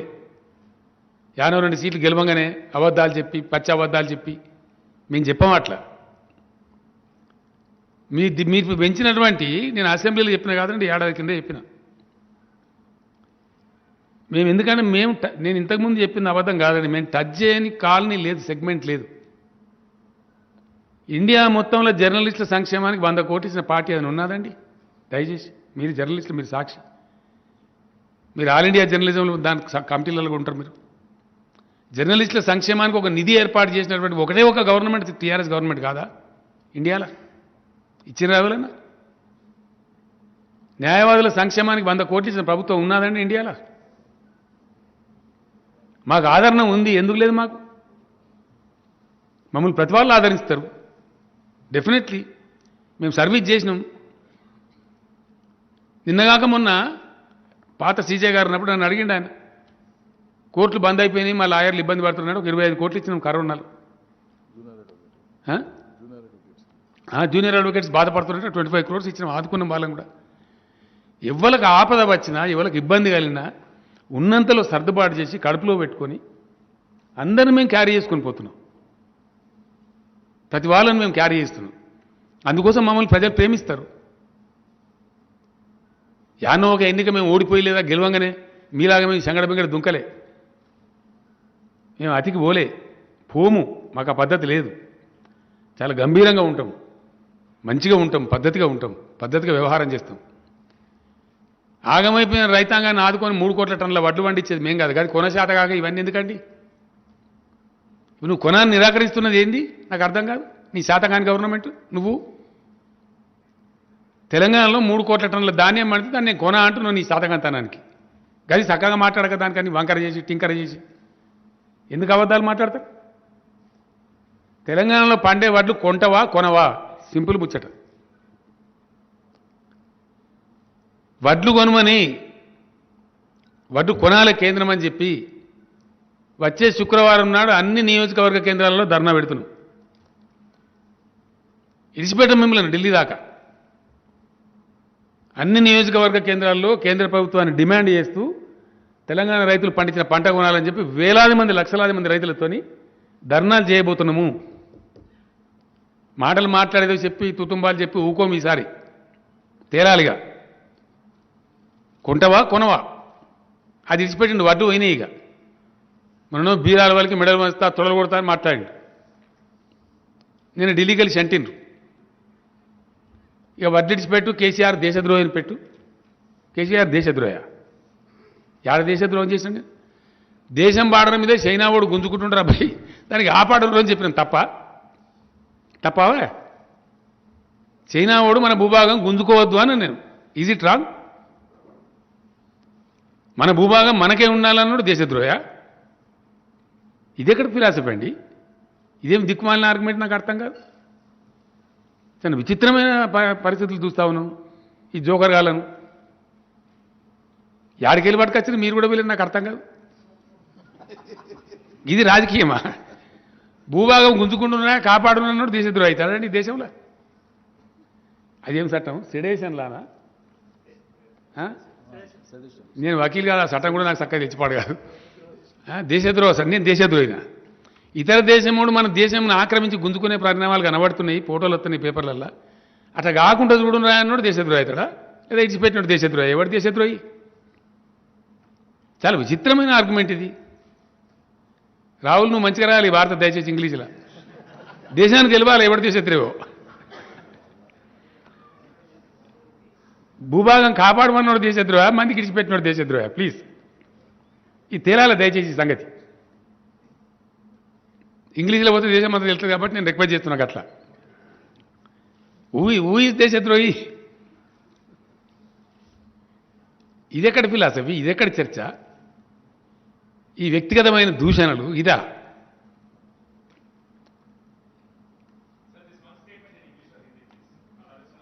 అది చెప్తాం, డెఫినెట్గా చెప్తాం. నాకు ఎక్కువ తక్కువ రాదు కానీ వచ్చిన కాడికి చెప్తా. I'm not that profession but I will certainly tell. See we are not afraid of anybody. చెప్పిన నేను వీళ్ళకి కూడా చెప్పిన, వీళ్ళ పెద్ద మంత్రులకు కూడా చెప్పిన, मैं आंदोलनकारी आदमी हूं, मैं किसी से नहीं डरता हूं. నేను ఎవరితో కొట్లాడినండి 2001 నేను బయలుదేరినాడు కారు చీకటి. ఈ బోకరగా లెక్క జోకరగా లెక్క కొట్లాడినాను నేను. నాకున్న పదవులు ఇసిరి కొట్టేసి ఇంకో 20 ఏళ్ళు ఉంటాను ప్రగల్భాలు పలికిన చంద్రబాబు నాయుడుతోని. 4 ఏళ్ళు పూర్తి మెజార్టీతో ఆయన స్టేట్ గవర్నమెంట్ ఉంటుంది, ఆయన శాసించే ఎన్డీఏ ఉంటుంది అక్కడ. పర్వతాన్ని ఢీకొట్టిన పద్ధతిలో ఉద్యమాన్ని స్టార్ట్ చేసిన పిడికెడు మందితో నేను. నన్నా మీరు మాట్లాడేది? కేసీఆర్ మీద నన్ను నువ్వు మాట్లాడేది? నీలాంటి ఎంపీలు ఎందరిని చేసినా నేను నాకు అర్థం కాదు. నువ్వు తోకగానివి. ఎంతమంది ఎంపీలను సృష్టించండు కేసీఆర్, ఎంతమంది ఎమ్మెల్యేలను సృష్టించండు, ఎంతమంది ఎమ్మెల్సీలను సృష్టించండు, ఎంత కొత్త రాజకీయ నాయకత్వాన్ని సృష్టించింది టీఆర్ఎస్ ఈ రాష్ట్రంలో. We have presented a new set of leadership to the state and country. Is it not a fact? ఎవరితో మాట్లాడుతున్నావు, ఎవరి మీద మాట్లాడుతున్నావు? నువ్వు నా మీద మాట్లాడేది? నేను ఒక రాష్ట్ర సృష్టికర్తను, ఒక పార్టీ సృష్టికర్తను, ఒక జెండా సృష్టికర్తను. ఇది వాస్తవం కాదా? దాని తర్వాత ఎన్ని పథకాలు తెచ్చినాం మేము ఈ దేశంలో. ఎన్నడు ఊహించని పథకాలు, ఎవడు అనుకోని పథకాలు, ఎవడు కళ్ళలో కూడా ఎక్స్పెక్ట్ చేయనటువంటి సంక్షేమం ఉన్నదా? రైతు బీమా ఎక్కడన్నా ఈ భారతదేశంలో ఇచ్చిన మగవాడు ఎవడన్నా ఉన్నాడా? ఇది ఫ్యాక్ట్ కాదా? దేశంలో వాటర్ వార్స్ ప్రేక్షక పాత్ర వహిస్తున్నది మేమా? దయచేసి నేను జర్నలిస్ట్ మిత్రులను కూడా కోరుతా ఉన్నా, మీరు చైతన్యం గలవాలి. 7 ఏళ్ల నుంచి మేము మొత్తుకుంటున్నాం, అరుస్తున్నాం, సుప్రీంకోర్టులో కేసులు వేసినాం ఇదే కేంద్రం మీద. సిగ్గు లేకుండా ఇవాళ 7 ఏళ్ల నుంచి నేను ద్రోహం చేసినాను మాట్లాడతావాను? నేను చేసిన ద్రోహం నువ్వా? నువ్వు ట్రిబ్యునల్కి రెఫర్ చేయమంటే నీకు శాతం అయితే లేదు. ఎందుకు 7 ఏళ్ల నుంచి నీ ప్రభుత్వం పాడగాను? 7 ఏళ్ళ టైం చాలదా ట్రిబ్యునల్ రెఫర్ చేయడానికి? తెలంగాణకు నీళ్ళు వద్దా? నీళ్ళు కావన్నా వద్దా? What is preventing you? కొత్త రాష్ట్రం ఏర్పడితే దానికి న్యాయపరంగా నీళ్లు రావాలి, గింత వాటా. నువ్వు ట్రిబ్యునల్కి ఏ బామంటే ఏమైందా? నాకు అర్థం కాదు. నీ కింద పెట్టుకొని ఎవరు ఆపుతున్నారు నిన్ను? ఎవరు ఆగబడుతున్నా? నేను కేసీఆర్ ఆగబడుతున్నాడా? ఢిల్లీకి పోయినప్పుడు మేము దరఖాస్తు ఇస్తున్నాం కదా. అపెక్స్ కౌన్సిల్ మీటింగ్ ఎందుకు పోయినా నీకు తెలుసా? అసలు నీకు పరిజ్ఞానం ఉందా? అపెక్స్ కౌన్సిల్ మీటింగ్ పోతే మరి ఎవరు మాట్లాడతారు అక్కడ? నువ్వు మాట్లాడతావా? నేను గేట్ లోపల కూడా రానియరాడా? అపెక్స్ కౌన్సిల్లో ఉండేదే ముఖ్యమంత్రులు. అక్కడ పోయి చెప్పాలి కదా మా వాదన. మన వాదన చెప్పద్దు ఆడికి పోయి. అపెక్స్ కౌన్సిల్ మీటింగ్ ఎందుకు పోయినా ఉండడు? అసలు ఉందా ఏమన్నా అవగాహన శక్తి? మంచి చెడున ఉందా ఏమన్నా? అర్థమవుతుంది అసలు ఈ మనిషికి? పరిపాలన ఎట్లా జరుగుతుందో తెలుస్తుందా? కనీసం పరిపాలన పరిజ్ఞానం ఉందా నీకు? ఏం జరుగుతుందంటే రాష్ట్రం ఏర్పడ్డది, ఎవరి వాళ్ళకి అయిపోయింది. కానీ తాత్కాలికంగా నడవాలి కదా. ట్రిబ్యునల్ తీర్పు వచ్చి నీళ్ళు కేటాయింపు జరిగేదాకా తాత్కాలికంగా ఉన్న అరేంజ్మెంట్ మీద నడవాలి. ఈ కరెంట్ కానీ నీళ్లు కానీ ఏవైతే అత్యవసర సర్వీసులు ఉంటే నడవాలి. ఆ టైంలో హరీష్ రావు గారు మంత్రి ఉన్నాడు. అప్పుడు పిలిస్తే మీటింగ్ పొమ్మని చెప్పిన నేనే. ఏంది అంటే ఇప్పటికిప్పుడు ఏం రాలేదు కాబట్టి, తీర్పు ఫైనల్ కాలేదు కాబట్టి ఈ నిమిషానికి ఉన్నది 299 టీఎంసీలు తెలంగాణ కేటాయింపు ఉంది, మిగిలింది ఆంధ్రాకి కేటాయింపు ఉంది. ఒక అంచనా ప్రకారంగా యాజ్ ఎ టెంపరీ మెజర్ దాంట్లో రాసినది స్పష్టంగా అడహాక్ అరేంజ్మెంట్ కింద ఇప్పుడు ఉన్న ఆల్రెడీ నిర్ణయమై ఉన్న వాటాలు ఎవరి వాళ్ళు వాడుకోండి, సర్దుకోండి అని చెప్పారు. ట్రిబ్యునల్ తీర్పు వచ్చేదాకా అని చెప్పారు. దాని మీద నువ్వు ఎందుకు సంతకం పెట్టినా నీకేమో తెలుసా? అసలు పరిపాలనా వ్యవహారం ఎట్లా జరుగుతుందో నీకు పరిజ్ఞానం ఉందా? జ్ఞానం లేకుండా ఇష్టం వచ్చినట్టు అదెందుకు సంతకం పెట్టు ఇదెందుకు సంతకం పెట్టు సంతకం పెట్టకపోతే ఇంట్లో అంటారు. రాష్ట్రం జరగద్దా? ప్రజలకు నీళ్ళు రావద్దా? కరెంట్ రావద్దా? నేనేమంటున్నా అంటే రాష్ట్ర బీజేపీ నాయకులకు సిగ్గు ఎగ్గు కూడా లేదు. 7 మండలాలు గుంజుకున్నాడు, మీరు ఎక్కడ పడుకున్నారు? తెలంగాణకు శాశ్వత అన్యాయం ఈ ప్రధానమంత్రి చేసిండు. సీలేరు ప్రాజెక్టు గుంజి ఆంధ్రాకి ఇవ్వడం ద్వారా ఆనాడు మీరు ఎక్కడ పండుకున్నారు? శాశ్వతమైన ద్రోహం కాదా తెలంగాణకు? అది మీకు సాధగాలే, మీరు నోరు తెరవలే. కానీ నేను తెరిచిన ఆ రోజు మోడీ గారు అడిగింది నన్ను ఫాసిస్ట్ అన్నావు నువ్వు అని. ఎస్ అన్న సార్ అని చెప్పిన. నా కడుపు మండింది అన్న. సీలేరు ప్రాజెక్టు గుంజుకొని ఇచ్చినాడు, your A fascist prime minister అని చెప్పి నేను ఢిల్లీలో బాగా చెప్తా, పేపర్లలో వచ్చి నన్ను అడిగింది ఆయన. నువ్వు నన్ను ఫాసిస్ట్ అన్నావు కేసీఆర్ అంటే అన్న నేను తప్పకుండా. మా రాష్ట్రం యొక్క హక్కును గుంజుకున్నావు కాబట్టి, మమ్మల్ని ఒక మాట అడగలేదు కాబట్టి, కనీసం మాకు సంప్రదించకుండా 7 మండలాలు గుంజి ఇచ్చినావు కాబట్టి నా కడుపు మండి అన్న అని చెప్పిన. తప్ప నిజం కాదా? ఇది వాస్తవం కాదా? ఇట్లా అనేక అన్యాయాలు తెలంగాణకు చేసింది మీరు. ఒక జాతీయ ప్రాజెక్టు ఇయ్యింది మీరు. బీఆర్జీఎఫ్ 450 కోట్లు ఎగబెట్టింది మీరు. చట్ట ప్రకారం ఉన్నటువంటి నవోదయ పాఠశాల ఇయ్యంది మీరు. తెలంగాణకు ఒక మెడికల్ కాలేజీ ఇయ్యంది మీరు. తెలంగాణ మీద పక్షపాత వైఖరి వహిస్తున్నది మీరు. అన్ని రకాలుగా తెలంగాణకు ద్రోహం చేసేది మీరు. నేను మళ్ళీ చెప్పిన, నిన్న కూడా చెప్పిన, మళ్ళీ చెప్తున్నా, కొత్తగా ఏర్పడ్డ రాష్ట్రం కదా, సర్దుబాటు కావాలి, కొంచెం స్టాండ్ కావాలి, రాష్ట్రం నిలదొక్కుకోవాలి. కేంద్రంతో ఎందుకు ఘర్షణ వైఖరి ఎందుకు ఉండాలని చెప్పి మేము కొంత సర్దుబాటు ధోరణిగా పోయినాం. దాన్ని అలుసుగా తీసుకొని అడ్డదిడ్డంగా పోయి ఇష్టం వచ్చినట్టు మాట్లాడతాం, ఇష్టం వచ్చినట్టు చేస్తాం, ఇష్టం వచ్చిన అబద్ధాలు చెప్తాం. వదిలిపెట్టాం, మిమ్మల్ని వదిలిపెట్టనే పెట్టం. ప్రతి విషయంలో తప్పకుండా వెంటాడతాం, వేటాడతాం, ఎక్స్పోజ్ చేస్తాం. ఎక్కడి దాకా అయినా పోతాం. కేసీఆర్ ఎక్కడికి పోనా నువ్వు చెప్తావా? నేను ఫెడరల్ ఫ్రంట్ అని ఇంట్లో వండుకున్నానా? నేను నీకు కావన్నా ఫెడరల్ ఫ్రంట్ అర్జెంటుగా? అర్జెంట్ కావన్నా అయింది? ఇట్లా అడ్డదిడ్డంగా మాట్లాడి అబద్ధాలు మాట్లాడి రైతులకు ఇంకో మాట చెప్తాను నేను. ఇప్పుడు ఈ ఈ వ్యక్తి ఎవరైతే మాట్లాడిండో, మెడలు వంచుతా తొడలు వంచుతా మాట్లాడిండో, ఈయనకి మెడ మీద తలకాయ లేదని తెలిసిపోయింది. ఇవాళకి సమాధానం రాలే. తెలంగాణ రైతుల పక్షాన, తెలంగాణ ప్రజల పక్షాన, తెలంగాణ ముఖ్యమంత్రిగా నేను స్ట్రేట్కి వచ్చి అడిగిన వడ్లు తీసుకుంటారా తీసుకోరా, అది తప్పించింది, అయిపోయింది. తప్పించింది కదా. ఇప్పుడు పోరాటం చేయాలి, మేము ధర్నా కూర్చుంటాం. శుక్రవారం నన్ను కూర్చుంటావా మాతోని? తెలంగాణ రైతుల పక్షాన ఇక చూడు, మేము కొట్లాడతాం. ఎట్లా వెంటాడతామో చూడు, కొనేదాకా ఎట్లా బురికిపిస్తామో చూడు, లేదా మిమ్మల్ని ఎట్లా ఎక్స్పోజ్ చేస్తామో చూడు. కొట్లాడతావాను? ఇవాళ నేను చెప్తున్న రైతులకు మళ్ళీ చెప్తున్నా, దయచేసి వరి వేయకండి. వీళ్ళని నమ్మితే మనం శంకరగిరి మాన్యాలు పడతాము. అయిపోయింది, వీళ్ళ కథ తెలిసిపోయింది. వీళ్ళని గిట్ట నమ్ముకుంటే కుక్కతో కానీ పట్టుకొని గోదావరి ఈదినట్టే. ఈ అరాకిరిగాలు వట్టిగా లూజ్ టంగ్ మాట్లాడతారు తప్ప వీళ్ళకి బాధ్యత లేదు. వీళ్ళ మాట ఢిల్లీలో వీళ్ళని వాడు దేకెటోళ్ళు లేడు అసలు. ఇంత పెద్ద దేశం నడుపుతున్న పార్టీ కాదనండి, తేవచ్చు కదా. నిన్న నేను మాట్లాడినా, కఠినంగా మాట్లాడినా. అరే మా సీఎం ఇట్లా మాట్లాడుతుండే, మరి ఏదో ఒకటి చెప్పు, తీసుకుంటావా తీసుకొని అడగచ్చు కదా మంత్రిని ఫోన్ చేసి. ఇవాళ ప్రెస్ కాన్ఫరెన్స్ పెట్టే ముందు జ్ఞానం ఉండాలి కదా, ఇంగితం, కనీస పరిజ్ఞానం ఉండాలి కదా. నేను నిన్ననే చెప్పిన కదా, మళ్ళీ కూడా రేపు మాట్లాడతానని చెప్పి, మళ్ళీ రేపు కూడా మాట్లాడతానని చెప్తున్నా. మీకు రేపటి నుంచి లంచ్ కూడా ఏర్పాటు చేస్తానండి.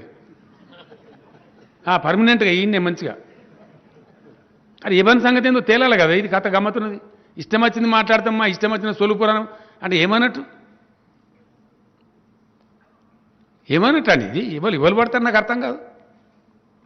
మేము చెప్పుకుంటూ పోతా ఉంటామంటే ఇన్ని రోజులు భరించినాం, మేము క్షమించినామని చెప్పిన నేను నిన్న. పెద్దరికంగా ఏనుగు పోతుంటే కుక్కలు మరుగుతాయని చెప్పి క్షమించినాం. మళ్ళీ కూడా చెప్తున్నాను నేను,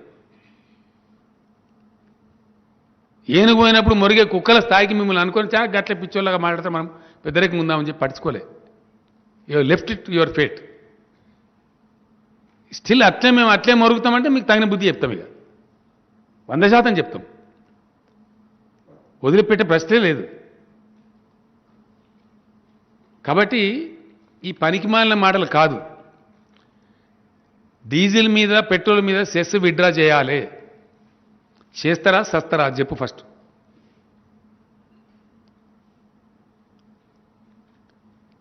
మేము నేషనల్ హైవే మంజూరు చేసి నేషనల్ హైవే మంజూరు చేసి ఏం చేస్తావు? గడ్డికి వస్తావా? కేంద్ర ప్రభుత్వం ఎందుకున్నావు? కేంద్ర ప్రభుత్వం ఎందుకు ఉంటుందంటే దేశానికి నాకు అర్థం కాదు. ఇప్పుడు ఫస్ట్ టైం కేంద్ర ప్రభుత్వం ఉన్నట్టు దేశంలో ఇంతకుముందు కేంద్ర ప్రభుత్వాలు లేవు, చేయలేదా? ఇట్లే చెప్పారు ఈ పాలతూ లెక్క. నాకు అర్థం కాదు. ఈ దేశంలో కట్టిన ఎయిర్పోర్ట్లు ఎన్ని, ఈ దేశంలో చేసిన నేషనల్ హైవేస్ ఎన్ని, దేశంలో చేసిన రైల్వేస్ ఎన్ని, వాళ్ళకి ఇట్లే మాట్లాడింది నాకు ఇంత చిల్లరగా. ఇట్నే కట్టినారండి? ఇంత చీప్గా మాట్లాడతారా?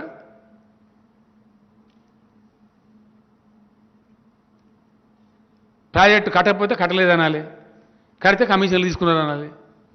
నాగార్జున సార్ ప్రాజెక్ట్ కట్టారు, మరి దానికి కమిషన్ల కోసం కట్టినరా? దేనికోసం కట్టినండి నాకు అర్థం కాదు. దేశవ్యాప్తంగా కట్టిన ప్రాజెక్టులన్నీ కమిషన్ల కోసమే కట్టినరా? సొల్లు పురాణం నేర్చినరా? అడ్డదిడ్డంగా మాట్లాడు,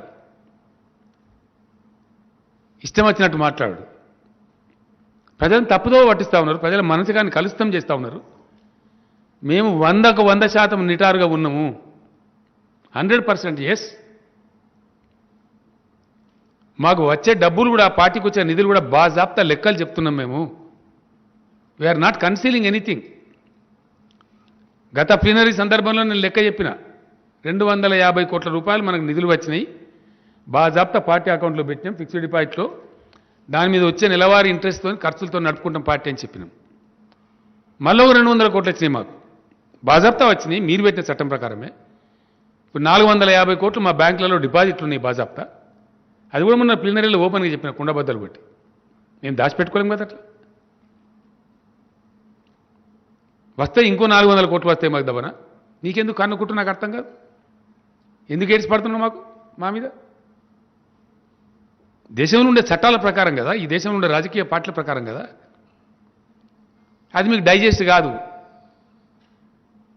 మీలాగా మేము మందిని బ్లాక్మెయిల్ చేయము, వీళ్ళం వాళ్ళని బెదిరించి పైసలు అడుక్కొని బతకం మేము. మేము రుజువర్తనతో నిజాయితీగా, కరప్షన్ లేకుండా, అవినీతి లేకుండా డిసిప్లిన్తో నడుపుతున్నాం ఇక్కడ ప్రభుత్వాన్ని. అందువలన ఇక్కడ ప్రగతి వస్తున్నది. ఎట్లా వస్తుంది ప్రగతి? బట్టిగా వస్తుంది.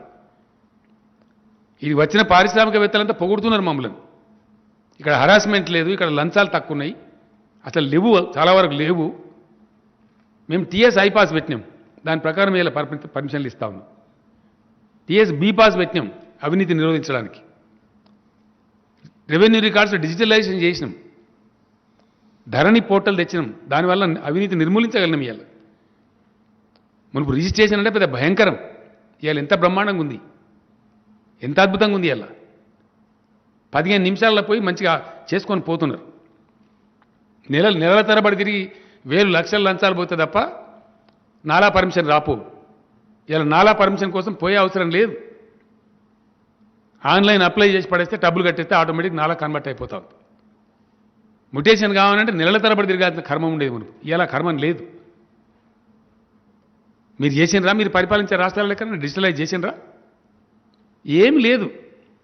వాటిదే గ్యాసు సొల్లు, మా ఇష్టం వచ్చింది వాగుతాం. ఇన్ని రోజులు నడిచింది బిడ్డ, ఇక నడవది. మా హద్దులు మాకు తెలుసు, మా క్రమశిక్షణ మాకు తెలుసు.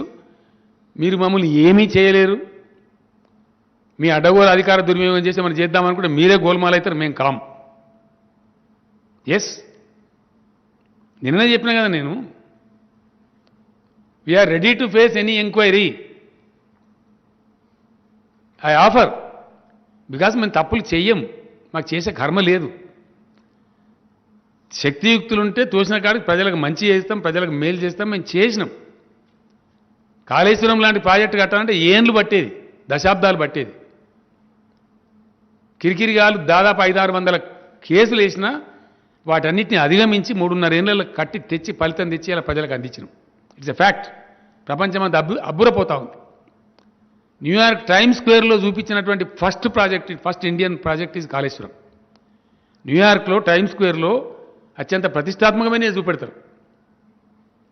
అట్లాంటి కాడ the world's largest multi stage lift irrigation scheme అని చెప్పి న్యూయార్క్ టైమ్స్ స్క్వేర్లో పెట్టారు మన కాళేశ్వరం ప్రాజెక్టు యొక్క ఘనతను. అది ఏం ఛానల్ వాడు చూపించిన డిస్కవరీ ఛానల్. డిస్కవరీ ఛానల్ పోయి ప్రపంచానికి చూపించాడు. ఇది మేము సాధించిన ఘనత. ఇది ఘనత కాదా?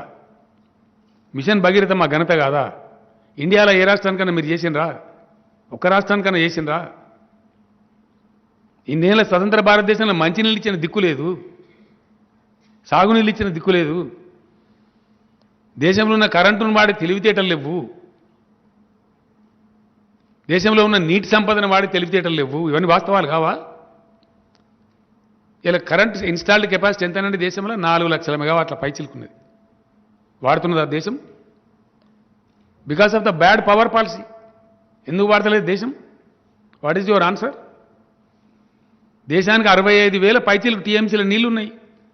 వాడుతున్నది ఆ దేశం? వాడతలేదు. ఇంతకుముందున కేంద్రం ప్రేక్షక పాత్ర వహించింది, మీరు కేంద్రం ప్రేక్షక పాత్ర వహిస్తున్నారు because of your bad policies. తప్పులన్నీ మీరు చేసుకుంటూ, అసమర్థులుగా మీరుండుకుంటూ, మీకు డెలివరీ మెకానిజం తెలియక, పరిపాలన చేతగాక ఇతరుల మీద బదనం పెడతారా? గట్టిగా నిలదీస్తే దేశద్రోహులా? వాస్తవాలు అడిగితే దేశద్రోహులా? పెట్రోల్ సెస్ విత్డ్రా చేసేదాకా మేము ప్రజల పక్షాన డిమాండ్ చేస్తూనే ఉంటాం, పోరాటాలు చేస్తూనే ఉంటాం. నంబర్ 1, విత్డ్రా చేస్తారా చెయ్యరా? పంజాబ్లో ఎట్లయితే ధాన్యం కొంటున్నారో అట్లా ధాన్యం కొనేదాకా మేము పోరాటం చేస్తూనే ఉంటాం మా రైతుల పక్షాన. కొంటారా కొనరా? సీదా ప్రశ్న. తోడు మరోడు మసిబూసి మారడిగా చేయడం కాదు. మేము కొంటే కొంటాం, గోల్మాల్ దింపే పద్ధతులు వద్దు. కాబట్టి ఈ అరాకిరి ముచ్చట్లు, వ్యక్తిగత దూషణలు, ఈ పిచ్చి పిచ్చి వ్యవహారాలు ఇంకేమైనా ఉందా? రైతులకు నేను ఒకటే మనవి చేస్తా ఉన్నా, నేను అప్పీల్ చేస్తా ఉన్నా. తెలంగాణలో భారతదేశం కాదు ప్రపంచంలోనే లార్జెస్ట్ సీడ్ కంపెనీస్ తెలంగాణలో ఉన్నాయి. Very largest. ఇది చాలామందికి తెలియదు, మీకు కూడా. Very large seed processing units around Hyderabad మన దగ్గరనే ఉన్నాయి. చాలామంది రైతులు కొన్ని లక్షల ఎకరాలలో పంటలు వేసి విత్తన కంపెనీలకు అమ్ముకుంటారు. వరి ధాన్యం కావచ్చు, ఇతర ధాన్యాలు కావచ్చు. వరి ధాన్యం కూడా అమ్ముకుంటారు. నేను రైతులకు ఒకటే మనవి చేస్తా ఉన్నా, వరి పంట మొత్తమే వేయద్దని నేను చెప్తలేను. ఎవరికైతే సీడ్ కంపెనీ టైఅప్ ఉందో వాళ్ళు మీరు పండించుకోవచ్చు, సీడ్ కంపెనీకి అమ్ముకోవచ్చు. అక్కడ మిమ్మల్ని ప్రభుత్వం అభ్యంతరం పెట్టదు. రెండవది, వరి ధాన్యం పండించి మీకు మిల్లర్లతోనో లేదా వ్యాపారస్తులతోనో ఇప్పుడే మీకు టైఅప్ ఉంటే, మేము కొంటాం పండించండి అని మీకు వాళ్ళు చెప్తే, బైబ్యాక్ అరేంజ్మెంట్ ఉంటే మీరు పండించవచ్చు, అమ్ముకోవచ్చు. ప్రభుత్వానికి ఆక్షేపణ లేదు. లేదు మేము పండిస్తే ఎంత వచ్చినా సరే పర్వాలేదు అనుకుంటే కూడా పండించుకోవచ్చు. ఎందుకంటే ఈ కేంద్రాన్ని నమ్మలేం మనం. కేంద్రం పాలసీ అట్లుంది కాబట్టి కనీస మద్దతు ధర వస్తుందో రాదో తెలియనటువంటి ఒక విచిత్రమైన డోలాయమైన పరిస్థితి కేంద్రం సృష్టిస్తుంది కాబట్టి, రాష్ట్రం దగ్గర మెకానిజం లేదు కాబట్టి దెబ్బతినవద్దని మాత్రం మేము చెప్తున్నాం. మా ప్రయత్నం అంతా కూడా ఏంటంటే తెలంగాణ రైతాంగాన్ని కాపాడుకోవాలి, తెలంగాణ రైతాంగం ఆర్థికంగా పటిష్టపడాలి. వాళ్ళు ఆయనతో పంట పండించి రోడ్ల మీద పడి ధర్నాలు చేస్తే రాజకీయాలు జరుగుతాయి కానీ మీకు జేబులు నిండయి. మేము కోరేదల్లా మీరు మంచిగా ఉండాలని, మీకు క్షేమం కోరి. ఇన్ని కష్టాలు పడి, ఇన్ని స్కీములు పెట్టి, ఎన్ని విమర్శలు వచ్చినా, ఎన్ని కేసులు పెట్టినా తట్టుకొని అన్ని వసతులు చేసినా మేము వ్యవసాయానికి వెళ్ళి తెలంగాణలో. ఒకనాడు 1000 ఫీట్లు అయిన భూగర్భ జలం ఇలా చాలా పైకి వచ్చేసింది బ్రహ్మాండంగా. గ్రౌండ్ వాటర్ నిపుణులు చెప్తున్నారు 570 టీఎంసీలు భూగర్భంలో ఉంది తెలంగాణలో అని చెప్పి. చక్కటి వర్షాలు కురిసినాయి, మంచి సీజన్ ఉంది, వేరే పంటలు పెట్టండి. చూడండి, నేను చెప్పిన ప్రపంచంలో క్వాలిటీ బెస్ట్ క్వాలిటీ అని చెప్పిన నిజమైతే ఉంది. అలా 8,500 8,400 పత్తి కొంటా ఉన్నారు. సీసీఐ కొనకపోయినా జిన్నింగ్ మిల్లులు పోటీపడి కొంటా ఉన్నాయి. మన తెలంగాణ పత్తి అంత బ్రహ్మాండమైన పత్తి, దానికి ఇంటర్నేషనల్ మార్కెట్ ఉంది. రైతులు బ్రతకాలని మేము కోరుతున్నాం. ఇంకా చెప్తాం పంటల మార్పిడి రేపు పొద్దున డెఫినెట్గా. కేంద్రం పాలసీ సరిగా లేదు కాబట్టి, వాళ్ళు కొనడం నిరాకరిస్తున్నారు కాబట్టి ఈ మాట మేం చెప్పాల్సి వస్తున్నది. ఎందుకు వద్దంటే మళ్ళీ లేకపోతే నేను అడిగినా కదా, నువ్వు కొంటా అని చెప్పు, ఆర్డర్ ఇప్పి మేమే వేపిస్తాం 75 లక్షల వరకు అని చెప్పండి. అది లేదు, అది దాని మీద మాట మార్చేసింది, తోక ముడిచేసిండ్రు. మీరు అడిగితే కూడా చెప్తలేరు. గోల్మాల్ దింపుడు తప్ప జవాబు ఏది? కాబట్టి తెలంగాణ రైతు సోదరులారా, ఎవలై నక్కజిత్తుల మాటలు, ఎవరికి రైతుల మీద ప్రేమ ఉన్నది, ఎవరు నిజంగా వ్యవహారం చేస్తున్నారు, ఎవరు గోల్మాల్ దింపుతున్నారు మీరు గమనించాలి. రైతు వేదికలు కట్టిన 2600 ఈ దేశంలో ఎక్కడ లేవు, భారతదేశంలో లేవు. అటువంటి ప్రయత్నం కూడా జరగలేదు, అటువంటి ఆలోచన కూడా చేయలే. ఇలా మేము చేసినాం, మీకు అందించినాం. అన్ని రైతు వేదికలలో రైతు బంధు నాయకులు రైతులు కూర్చొని చర్చ చేయండి, ఇతర పంటలు ఏమేసుకోవాలో ఆలోచించండి, నష్టపోకండి అని చెప్తున్నాం. మేము కోరేదల్లా మీరు నష్టపోవద్దనే. ఈ దొంగల మాటలు, ఈ అల్లాటప్పగాల మాటలు, ఈ జిమ్మెదారు లేని మనుషుల మాటలు, కేవలం రాజకీయాల కోసం సొల్లుగార్చే మాటలు నమ్మి మోసపోవద్దు. మీరు ఆర్థికంగా దెబ్బతినద్దు, మీరు మంచిగా ఉండాలి, మీరు క్షేమంగా ఉండాలనేదే మేము కోరేది, మాకు వేరే ఉద్దేశం లేదు. మీరు విత్తన కంపెనీలకు అమ్ముకుంటే అమ్ముకోండి, మీకు టైఅప్ ఉంటే. ఎవరైనా వ్యాపారస్తులు కానీ మిల్లర్లు కానీ మీ ధాన్యం కొంటామని మీకు బైబ్యాక్ ఇస్తే అమ్ముకోండి, పంటలు పండియండి, అమ్ముకోండి, మాకు అభ్యంతరం లేదు. మీరు తినడం కోసం అవసరం ఉంటుంది, మీ సొంత తిండి కోసం మీరు పండించుకొని తింటామంటే తినండి, మేము అభ్యంతరం పెడతలేము. కానీ అమ్ముడు పోతుందేమో అనే మిషలో వేసి నష్టపోవద్దని మేము కోరుతున్నాం. మీకు సీడ్ అందుబాటులోకి తెస్తాం, ఇతర పంటలు ఏం వేసుకోవాలని చెప్తారు. వ్యవసాయ శాఖ అధికారులు సిద్ధంగా ఉన్నారు, మంత్రి గారు సిద్ధంగా ఉన్నారు, రైతు వేదికలలో ఆల్రెడీ చెప్తా ఉన్నారు. ఎందుకంటే ఈ డొల్ల నాయకులను, ఈ కేంద్రాన్ని నమ్మి మునుగవద్దు తెలంగాణ అనేది నా బాధ. ఇప్పుడిప్పుడే మన తెలంగాణ బతుకులు తెల్లబడుతుంది, కొంచెం మంచిగా అవుతుంది, గ్రామాలు కొద్దిగా తెల్లబడుతున్నాయి, ముఖాల మీద చిరునవ్వు వస్తున్నది, రైతుల బతుకు మీద ఒక ఆశ వచ్చింది, ఒక ధీమా వచ్చింది. ఎస్ మా ప్రభుత్వం ఉంది, మమ్మల్ని ఆదుకుంటుందని ఒక ధైర్యం ఉంది. కాబట్టి ఆ ధైర్యం కోల్పోకుండా, మన యొక్క ఆర్థిక పరిస్థితి దిగదార్చుకోకుండా మనం చెడిపోవద్దనే మేము కోరుతున్నాం తప్ప మాకు వేరే ఉద్దేశం లేదు. నేను మీ బిడ్డగా చెప్తా ఉన్నా, నా ప్రాణం మీద తెచ్చుకొని కూడా నేను తెలంగాణ సాధించి తెచ్చిన మనిషిని. నేను అల్లాటప్ప చేసే వ్యక్తిని కాదు, నాకు అవసరం లేదు. ఆ దెబ్బ పడద్దు మనకు, మా రైతులు చెడిపోవద్దు, మా రైతులు పురోగమించాలి, ఇంకా బాగుపడాలి, ఇంకా ఆర్థికంగా బలపడాలని నేను కోరుతా తప్ప నష్టపోవద్దు అనేదే మా ఆవేదన. కాబట్టి ఈ పిచ్చోళ్ళు మాట్లాడే మాటలు పట్టుకొని మనం కుక్కతో పట్టుకొని గోదావరి ఇదినట్టు అవుతుంది, పనికిరాదు, వీళ్ళు కొనరు, వీళ్ళ సంగతి బయటపడ్డది.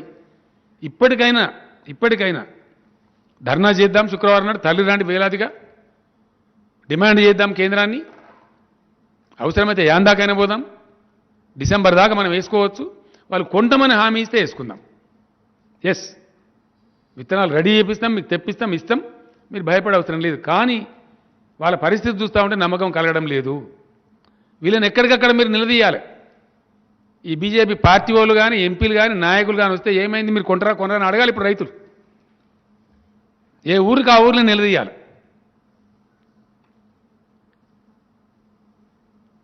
ఇంకా మేము పాదయాత్రలు చేస్తాము, పాదయాత్ర ఏ దూరం ఇప్పుడు, ఇక ఏ ఊరికి ఆ ఊరిని నిలదీపిస్తాం, క్వశ్చన్ చేస్తాం డెఫినెట్గా ప్రజల పక్షాన. రైతులు వచ్చి అడుగుతారు మిమ్మల్ని, మేము పండించే ధాన్యం కొంటారా కొనరా అని అడుగుతారు మిమ్మల్ని. ఎందుకంటే ఆ బాధ్యత కేంద్రం మీద ఉన్నది, మీ మీద ఉన్నది. దళిత బంధు మీద మాట్లాడతారు. నిన్న కూడా చెప్పిన నేను, దళిత బంధు పథకం యథాతథంగా అమలు జరుగుతుంది. నేను మళ్ళీ చెప్తున్నా స్పష్టంగా, హుజురాబాద్ నియోజకవర్గంలో సంపూర్ణంగా అమలు జరుగుతుంది. దళిత బంధు మాట్లాడే తెలివి ఉన్నది నీకు, నీ ముఖానికి నీకేమైనా బాధ్యత ఉన్నది? నీకు తెలుసా దళిత బంధు ఏందో, అది ఎట్లా పుట్టిందో తెలుసా, నీకు ఎందుకు పుట్టిందో తెలుసా? దాని లోతుపాతులు కనీసం మీకు అర్థమైతాయా?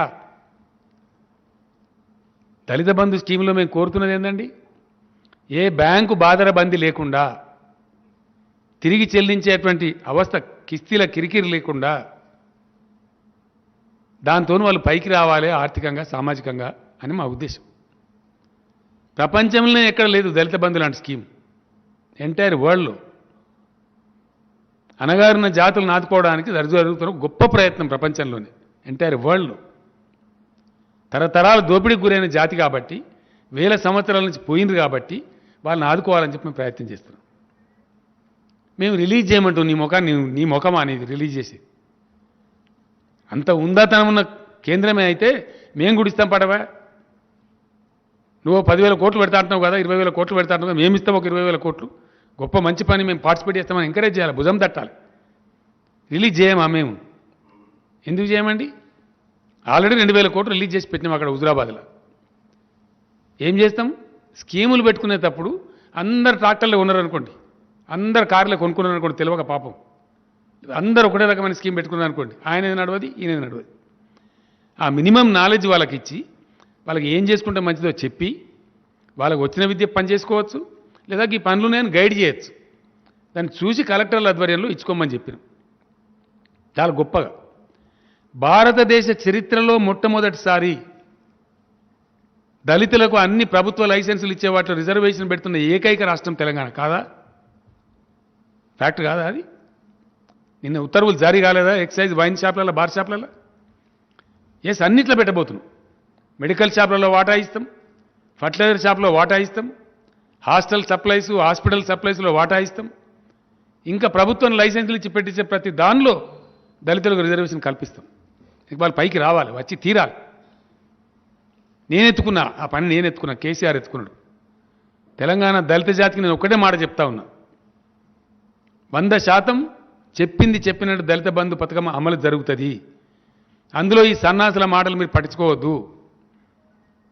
ఎస్, ఈ ఆర్థిక సంవత్సరంలో జరిగేది నేను మళ్ళీ చెప్తా ఉన్నా, హుజూరాబాదులో ప్రతి కుటుంబానికి ఇస్తాము, ప్రతి దళిత కుటుంబానికి.